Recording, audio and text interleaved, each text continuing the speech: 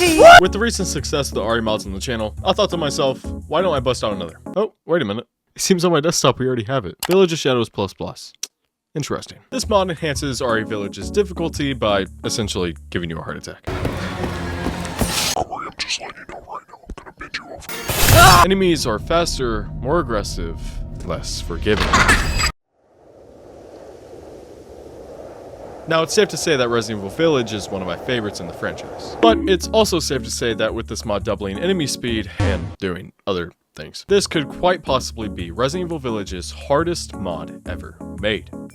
Attempting this mod without dying should be completely impossible. But if we took advantage of every strategy, upgrade, and cheese, could we do it? I don't know. Let's go click on this bad boy.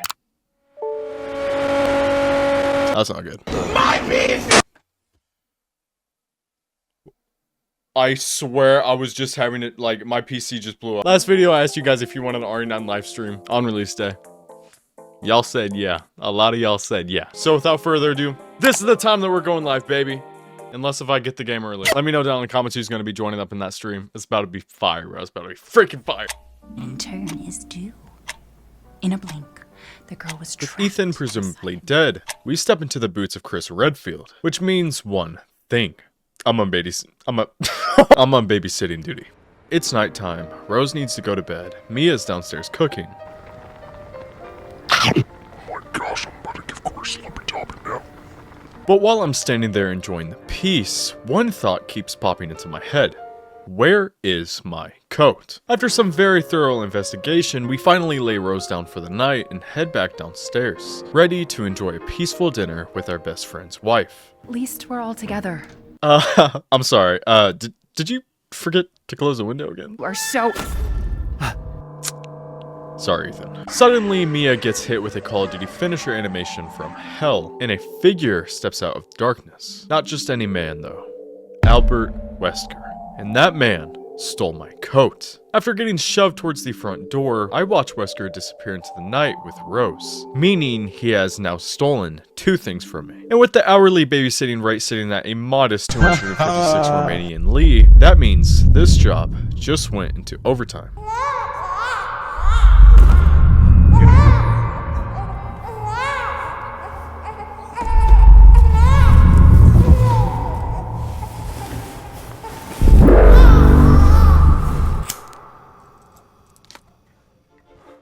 While trekking down Albert Wesker, we end up deep in the forest of Romania, where we run into something that is absolutely not normal. When I Oh, he's fast! Why is he so fast? With nowhere else to go, we push forward and find a house. Quick investigation, yeah, the baby's not here. So we leave and somehow it's magically daytime now, so cutting through the mountain pass, we finally arrive at the village, which low-key looks like a desktop wallpaper. Man, this actually might be my sister. Inside one of the first houses, we grab a knife and a healing item, then run into an old man. And that's when it becomes clear that this mod's cutscenes aren't just different, they are horrifying. Now armed with a pistol, we get dragged into a crawl space where a wolf jumps us and takes our hand for the entire game. I really do wish I was joking. And just like that, it's now time for our first real encounter. He's attacking me in the cutscene! He's attacked! The cutscene hasn't even ended yet! Please work, please work. Oh, thank God. Oh.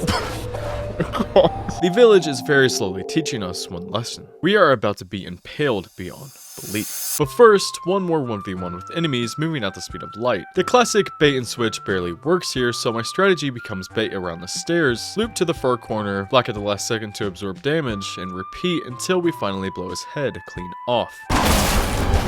Thanks to the game's mechanics, we can slowly regenerate up to caution just by standing still. So during this run, we can avoid healing whenever possible to squeeze every bit of free health before the next disaster. And speaking of disaster, here comes the village gun.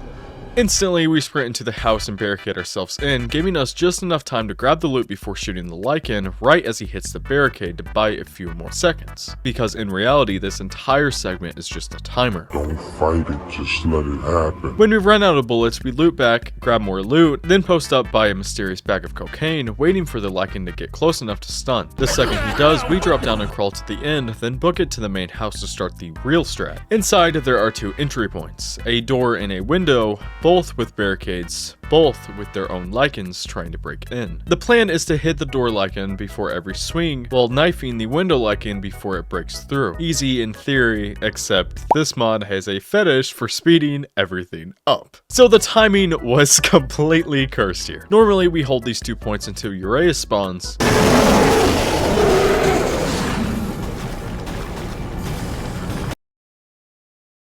RE8’s. Jeez. Then he can start smashing his own lichens at the door with his hammer, letting us focus fully on the window until the segment timer runs out. But there's a very simple problem. The lichens are sped up, RE8’s spawn timer is not. Which means this actually might not be possible. Yeah, y'all are not good in this video. Until something weird happened. One run, the lichens at the door just didn't attack. That let us put all of our focus on the window, until they did decide to attack. Oh, come on!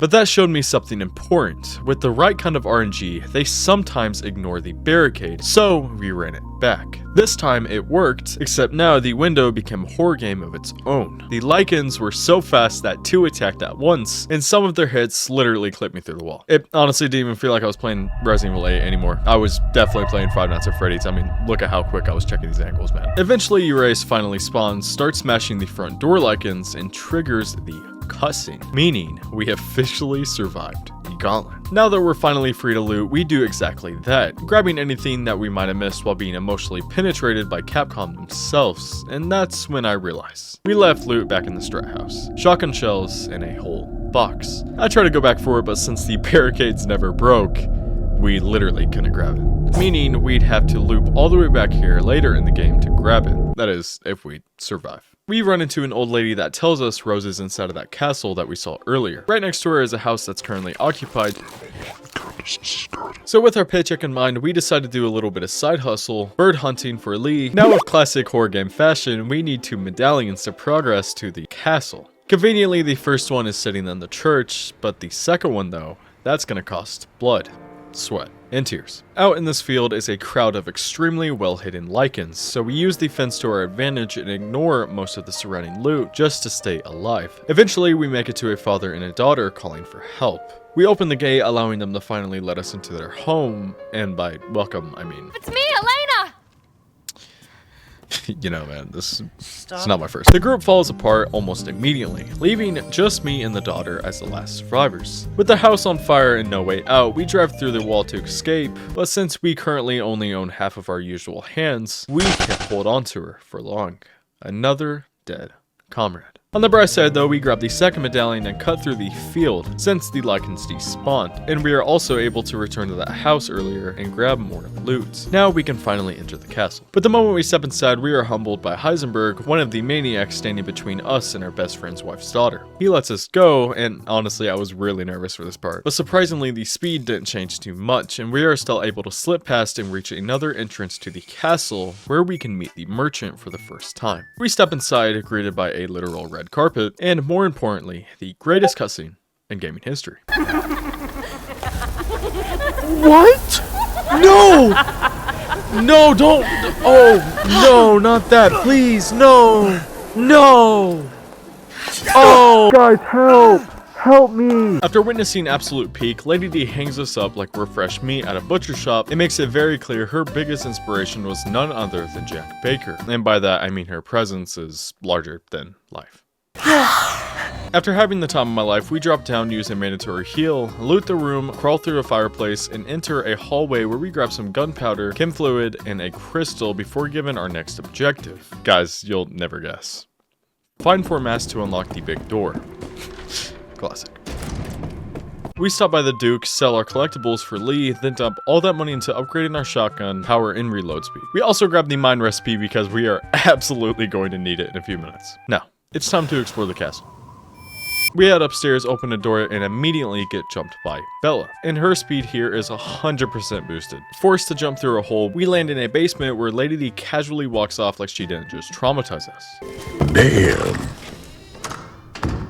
I did not know we were in a bakery, baby. To get deeper into the dungeon, we use our knife once again to bend the laws of physics. This area basically serves as a bridge to the Bella fight, but it's packed with enemies that want to double team you. So the strategy here is to grab the pipe bomb first, which will trigger them to wake up, and grab as much loot as possible while dodging them around and break all their ankles like my name is Corey, with 1 R.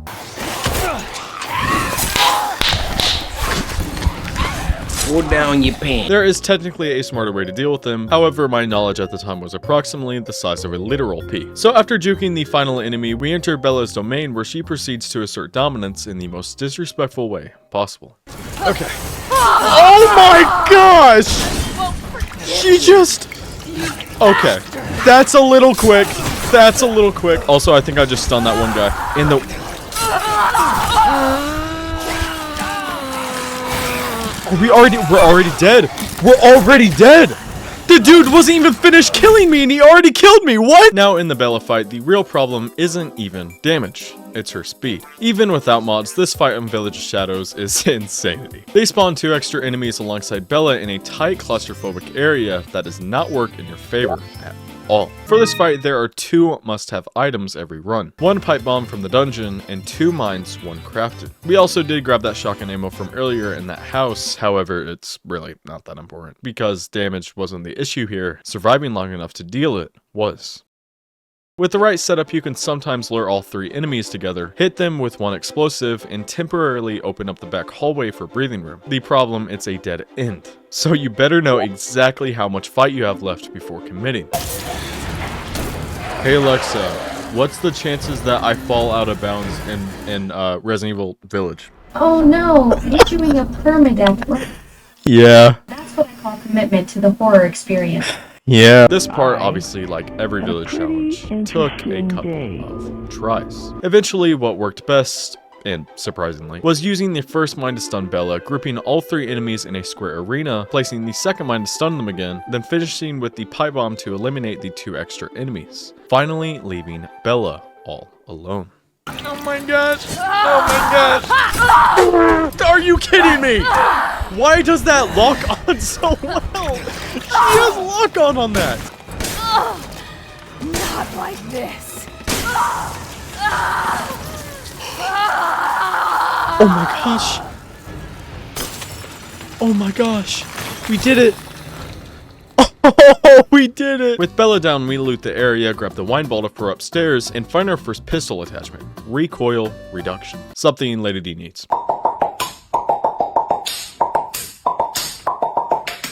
We head back through the dining room, place the wine bottle, and open up the secret compartment containing the courtyard key. And then I remembered something.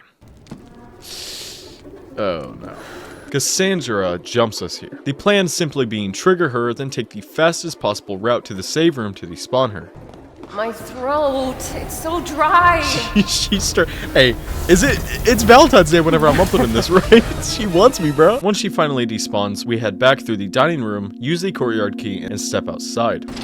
With no enemies active at the moment, we take full advantage and loot everything in sight before entering what I could only assume being Lady D's house. The reason why was simple. What have you done to my daughter? Okay. By doing the easiest Markiplier-inspired puzzle imaginable, we enter what I could only describe as the Markiplier-inspired basement, and for this segment, we use the blessing of playing on PC to turn down our FPS from variable to 30. Yes, on purpose. Attempting to grab every single piece of loot down here, we grab the rusted scrap, squeeze by the first enemy, break the box, squeeze by the second, loop around the third, break another box, and for whatever reason, I don't know if my schizophrenia kicked in or not, but if you reload your weapon as this one jumps up, it won't grab you. I don't know, it works every time. Finally, heading down for the final one, who we unfortunately have to bait in order to reach the elevator. Once we do, we gain access to Lady D's bedroom, and honestly, I'm not sure if she's even here right now because her visible capabilities seem limited at the moment. Nevertheless, we grab the Domesticus key, open the door, and immediately get jumped by Lady D herself, which is not quite ideal because now we would have to deal with her. But not before she casually removes our one and only remaining hand. The usual strat here is to bait her into breaking the gate, loop around her, and escape, which is what I tried to do, but Corey, I'm just letting you know right now, I'm gonna bend you over. instead we play Ring Around the Rosie around this pillar until the lichen is close enough to get out of our way. Once we get our hand back and open up the gate, we repeat the exact same thing while the gate's opening. A rat can't run. Rag. Wait, I'm sorry. Did she just say what I think she said? Once the gate is fully open, we juke her around one more time, sprint to the final door, which is way more threatening than it should be, and grab our first mask. Mission accomplished. After reattaching our hand like it's totally normal, we jump back upstairs, and let's just say the enemies were very excited to see us again. So naturally, we sprint towards what I thought would be cover, but they had other plans. Oh! What's up, y'all? Hey, can you follow the Instagram? During some very important investigation, we collect Lady D's lipstick upon special request from the merchant. Corey, in Lady D's personal bathroom, there is a lipstick that you need to pick up. I'm telling you right now, it's a very important weapon that you need to pick up. If you don't pick it up, you will be vanquished from the castle immediately. You need to pick this up. I promise you it's important. Please pick it up for me, and then bring it back to me. At this once, I will pay goodly for it. I will pay very goodly for it. Apparently, we're running errands now. Using the Domesticus key on a door outside, we unlock a new area and head upstairs to begin what is essentially a treasure hunt, where we can either shoot these enemies or bait them. And knowing me, you already know what I did. Making it downstairs, we grab another key before heading to our next boss fight, aka the easiest boss fight ever. For Cassandra, the strategy is simple. We sprint straight towards the lever, and that lever is basically her weak point. Every few seconds, it lifts back up and closes these shutters. And if you couldn't tell from the broken windows and the very obvious weakness to the outside, that's the straight up play. I tried to use mostly pistol ammo and conserve resources, but with her constant teleporting around, it really wasn't exactly easy. At one point, I completely lost sight of her, and little did I know, I was about to get Chris rocked right across the face. That one was slightly embarrassing. Despite that though, we finish her off, loot the room, and head towards the rooftop section. To get outside, we need to waste precious ammo and risk our general well-being just to grab a lockpick. It's sitting directly on top of a sleeping enemy. Do I dare? Let me know down in the comments, do I dare? Yeah, I do. Now equipped with a rifle, the game clearly wants us to shoot the birds up here, but that's what a normal person would do. And if there's one thing I've learned from playing these games obsessively, is that I am not in fact normal. Instead, we sprint through the entire area without getting hit and take a zipline to bait all the enemies into this three-sided cage, where we can literally just knife them to death. Also, if you're crouched here, they won't go above the gate and get you. And if any stragglers remain, we rinse and repeat until all of them are gone. Not only does this give us a ton of lead, but it also creates a completely safe path to loot every valuable item on the rooftop. And with what's coming up, we are definitely going to need it. Taking the elevator down, we get jumped by Lady D, and we are now forced to run back to the safe room, but safe is not remotely what I felt, because she was spawn caping me directly outside the door. Man, when I get that boy, I'm gonna juice him. Yeah, I'm gonna juice that boy. And every time I stepped out, she would instantly charge me like a bull that just got neutered.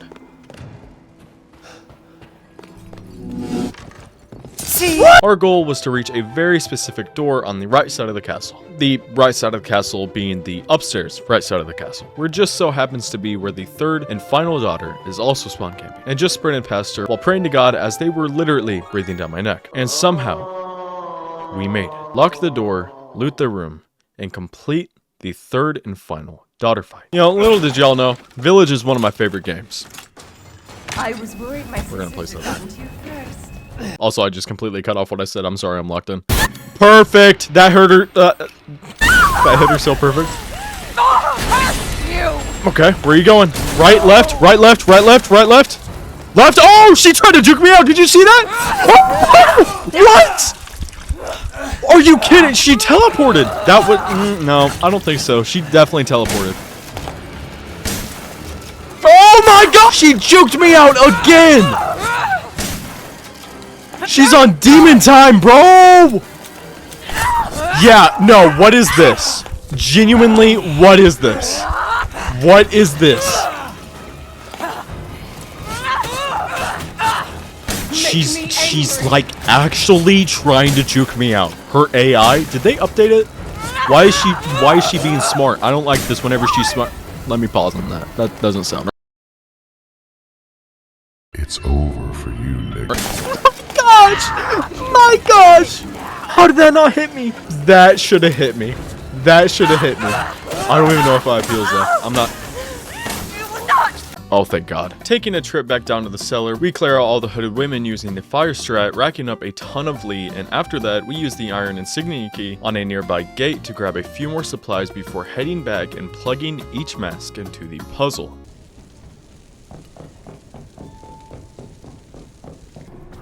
With every mask in place, the door finally unlocks. Now, it's time for beauty behind the madness. Once we pull the knife from the coffin, we drive it straight into the 9'6", now 15-foot tall woman, revealing that she was a monster all along. And our next boss fight. We actually go into this fight pretty stacked, but I already knew most of it wouldn't last long. Since her speed was modified here, her movements were way less predictable, which made timing my shots way more despicable. Bars. Especially with the sniper, her long-range attacks were a complete gamble because of how much she was bobbing up and down. Then came the swarm attacks and my cortisol was through the roof this time around. I had very little time to hide. Eventually, we burned through every bit of pistol ammo. I could have crafted more, but I didn't want to waste any resources this early into the run. So I switched to the rest of my shotgun ammo and they ran dry too. Thankfully, I still had sniper rounds left, but only 3 remaining. Every shot had to count, 2 out of 3 landed, and that was enough to trigger the final phase cutscene. And that's when I was about to attempt something so ballsy, I might as well grab it both with my hands and sprint at full speed. That doesn't really make any sense. Up top there's more ammo, but for this final phase, I always default to the knife strat. Slice out her face, and the second you hear the audio cue or see her glow slightly red, immediately strafe right to dodge her attack. With the increased speed modifier, the risk was way higher, so my eyes were glued to the screen the entire time. And after a full 6 minutes of straight war, we finally take her down once and for all, collecting the highly requested item for Duke, the hourglass body.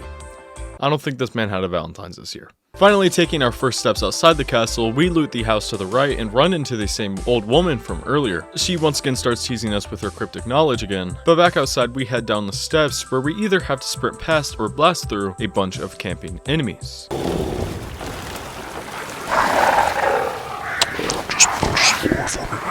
Being as stingy as ever, I run straight past them, open up the gate, and meet with Duke again. That's when he drops the bombshell. Our next objective is to collect all 4 pieces of Rose and put her back together. Wait, what?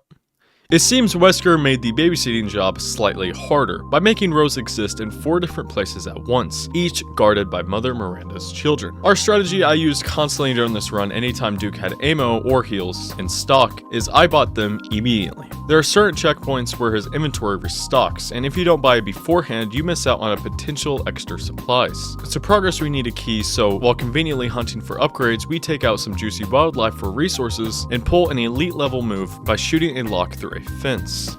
Why? We'll be cutting through there later. Heading deeper into the area, we take down another lichen, move towards a gate, and collect a new pistol and a crank. The crank is used for the carjack, but since it's timed, we plug it in and immediately run away to de-aggro all the enemies, saving ourselves from getting demolished by 6 or 7 different men at once. Oh god. While being chased, we cut through the once locked door we shot earlier and enter a chicken den, and let's just say, I killed the McChicken, and the Wingstop lemon pepper wings too. Inside the house is another mandatory kill, plus the key we need to progress. Time to head to the second Rose Flask, and this one was being held in Silent Hill itself.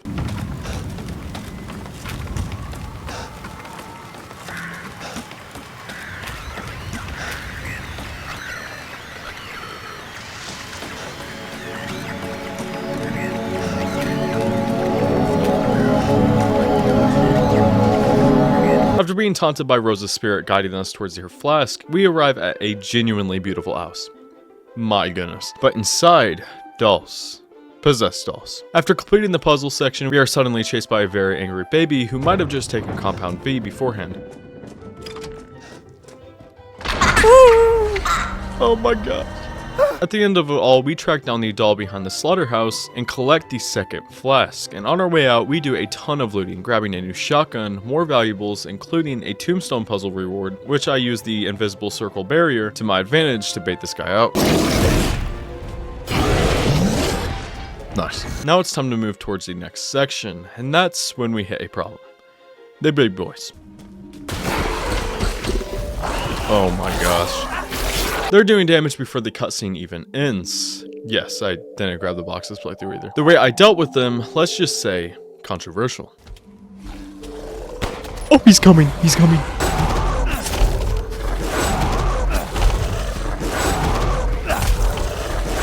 Locked in. I did this for nearly 15 minutes straight, finally earning the trophy, but guess what? There's another one.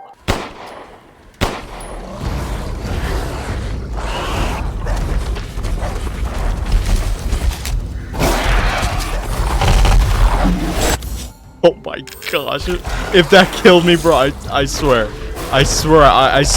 this video wouldn't have came out. I'm not even kidding you. You guys, no, the real ones on this channel, no, I would have like canceled it right here, bro. Once we're done, we collect the grenade launcher and move on towards the swamp. Clearing out the first bit of goo, we do some pig extermination from up top because of certain times. Making our way towards the elevator, we take it down into the mine, officially grab the flask, only now we've got to make it back. And the problem is this man is standing in our way, all because Chris couldn't keep his mouth shut. I'll just be taking this. When we finally reach the other side of the mine, we grab a key and bolt out of there for dear life. Using the key on the boat gives us access to the next area at the dock. But we run into a soldier, and who's backing him up is what really freaked me out. It'd be a shame if something happened to you now. Sir Wesker. Why not? You killed Mia. Now do me. Oh, say less. Right now. After arguing about Rose, we get jumped, but there's a twist. He saves me. The plot thickens. Now in the water segment, we use our very suggestive platforming skills to reach Duke once again, and then it's revealed we need to release the dam to drain the water and trigger the boss fight. To do that is more platforming and another puzzle. And thanks to this back area, we're able to complete our first recipe, Chiture de Pew, which permanently increases our max health. Let's freaking go, homies and homets. Now it's time for the boss fight. I already knew exactly how I wanted to approach this. First, we need to do some upgrading, then we can analyze the area. This area is filled with loot clumps that will be super useful later, but I'm not interested in one specific house. You can't actually bait this fat behemoth's AI into repeating the same attack over and over between the pillar and the house, letting us deal safe damage. We still have to watch out for certain moves like the vomit attack, and when he leaves that positioning, you better believe we are sprinting for our lives to reset him back into that same place. I also took advantage of mines, and whenever he got out of the glitch, he would get exploded into what I hoped was pieces, but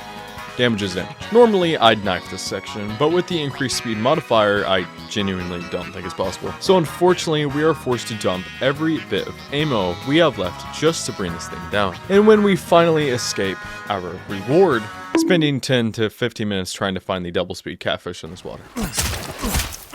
Someone kill me. Now that we have the third flask, we explore a bit more and grab the magnum before officially attempting to face a big boy that I usually skip in these challenges. There's a ton of loot inside of this barn, but it's guarded. So with the game clearly wanting us to fight him, we do the exact opposite and run around him instead. Guys, I'm looking kinda scared. Oh, that's nice. Anything in this bucket? Nope. Alright. Here's the plan, okay? We're just gonna... That's nice. 7 shotgun ammo, and he's just... This feels like Outlast Trials. That's exactly what this feels like. Nice. Oh, okay. Why do I feel so small here? There's nothing in that... What?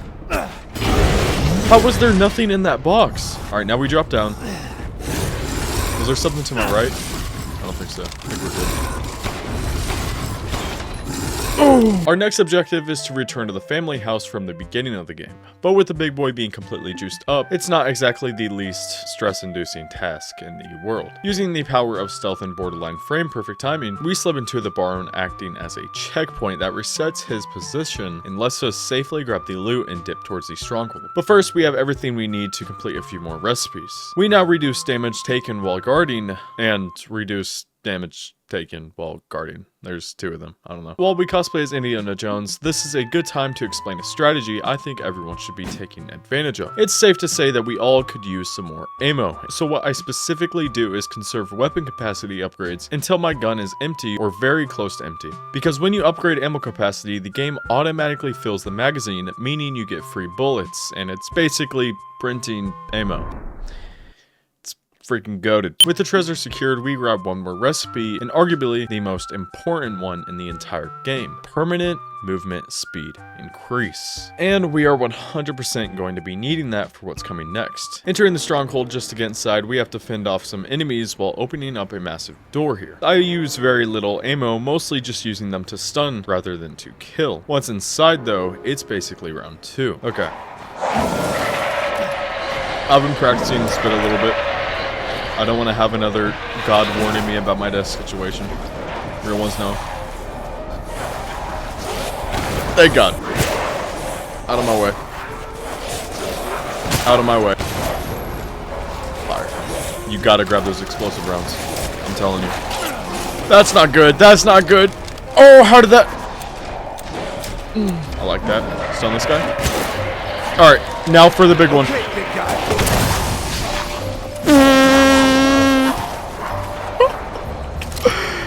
Thank God. Now it's time for the stronghold boss fight, and I need to come clean about something. This mod doesn't exactly exist. I know, someone's brain just exploded there. Ever since I played the Madhouse ++ mod in RE7, I thought to myself, what if there was a Village of Shadows ++ for RE8? Now yes, I can't actually mod the game. I don't even know how to do that. So this video isn't nearly as impressive as the last mod. However, the speed tweaks, that part I can do. For most of this playthrough, enemies' speed has been set to 125, except for a couple of exceptions. Now since this mod literally doesn't exist, I did have to do testing on a few people, this guy being one of them. If I set this boss to 125, the run was... it was impossible. So for this boss, he is not tweaked at all, meaning his speed is completely normal. It's literally impossible. After all, I guess you could say, I'm searching for a mod that doesn't exist. That being said, with the Magnum, flashbangs, and flame rounds, this fight wasn't horrible, just slightly stress-inducing as usual. And with that out of the way, it was finally time for Heisenberg's factory, the final area of the game. Passing through Heisenberg's factory's garden, we collect some scrap before entering the building and getting a cutscene of two bros having a very aggressive civil argument. Now, the main star of this place, Fan Guy. Unfortunately, we are going to have to run from him, but as long as we're facing forward and crouching at the right moments, we can slip past and enter the junkyard, and this is where my perspective on this area completely changed. Because I had no idea there was this much loot I was missing in all my previous runs. I mean, look at this. Did you guys know this was here? Because I didn't. Climbing up the ladder, we get jumped by a few new enemies wearing those metal masks. Instead of fighting them face to face, we jump back down and cheese them from below. Some of them even drop herbs, which means more heals. We then enter the vents and find Duke once again, now stocked with new upgrades, so we fully upgrade the rifle's power and rate of fire, finish off the shotgun upgrades, and completely max out the Wolf's Fang. And I just realized I was calling it the Magnum. Please don't slaughter my family. Before moving on, I decided to clear out 2 enemies in the next area because if I don't, they're absolutely going to get in our way later. Heading further down the path though, we enter this room. Everything in between. Care, but next time I see a bad just... Heading down the hallway to the left, we deal with more enemies before grabbing our first mold and plugging it into the molder, which automatically wakes this guy up. So naturally, we run outside and reset his position. But when we head back in...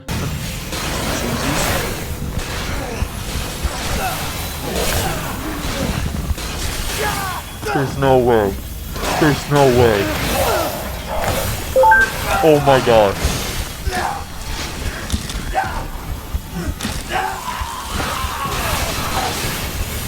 No. Y'all, I'm going to the gym. I'm not doing this.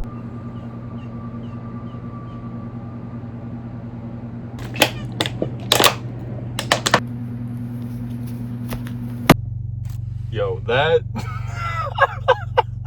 Yo! Am I getting bugged?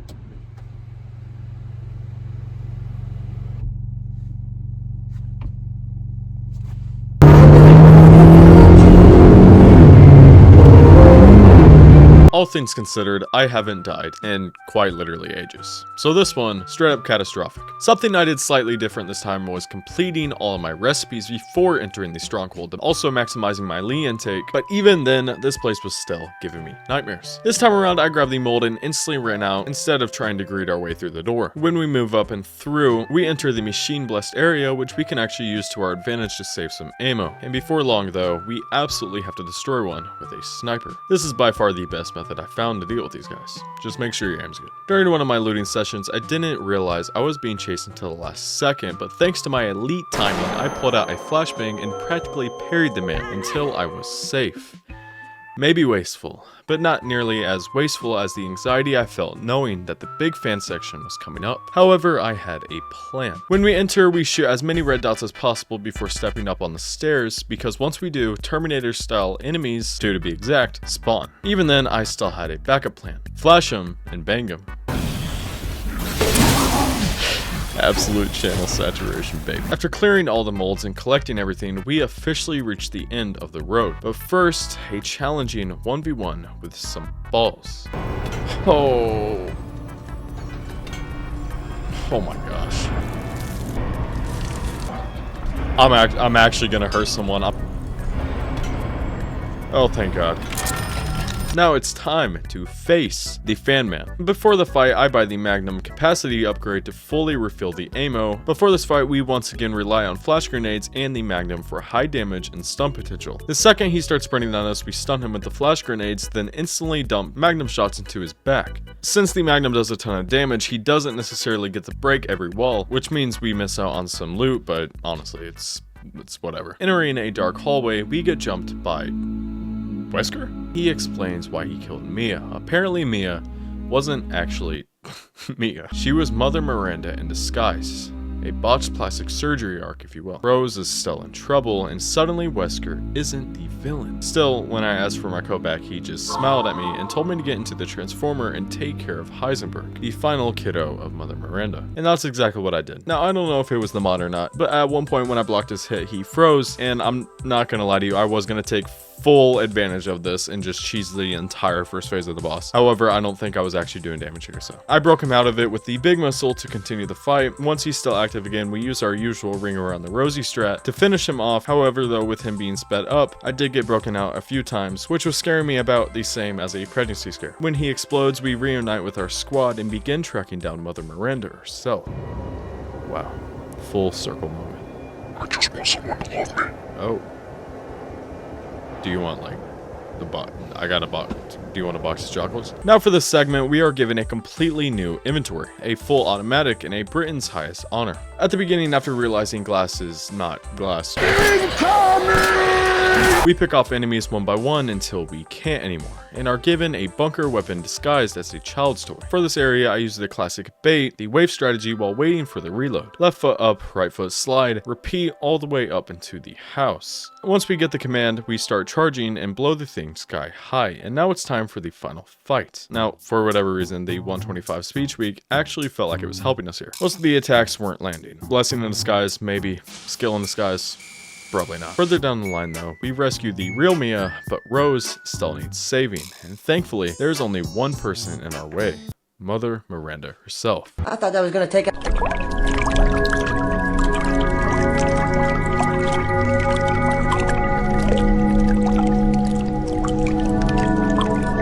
I feel like something that doesn't get spoken about this boss that often is how there's infinite ammo.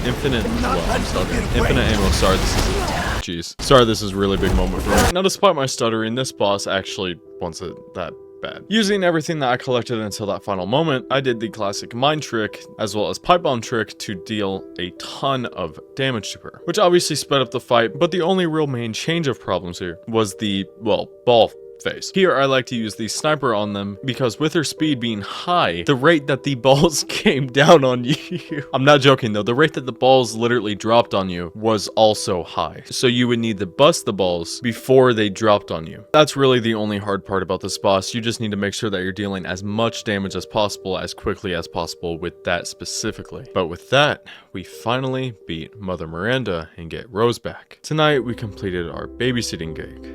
All for the man himself. Homies and homets, thank you so much for watching the video. I hope you guys enjoyed.